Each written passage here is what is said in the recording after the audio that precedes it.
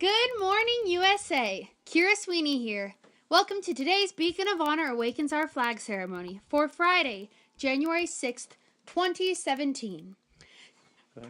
To make this pre-pledge ceremony more engaging and inspiring, we recommend that students follow the script and picture each morning.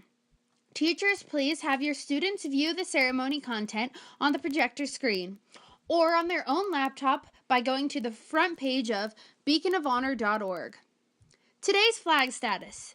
The Beacon of Honor tells us that across the USA, our flag flies at full staff, except in the states marked for half staff on today's flag map. During this week in 1789, America's first presidential election occurred. And our first election was won by whom?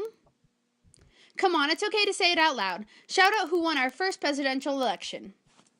That's easy. Yes, it was George Washington, by way of the Electoral College election rules established in the U.S. Constitution. Interestingly, the election of our president is the only government position chosen by the Electoral College and not decided by popular vote. The Electoral College shown on today's ceremony page has 538 electors representing members of our Congress. In the Electoral College system, if a presidential nominee wins the majority vote in a state, then he or she wins the Electoral College votes for that state. And this past November's voting session was only the fifth time out of 58 presidential elections that the president won the Electoral College but did not win the majority of the people's votes.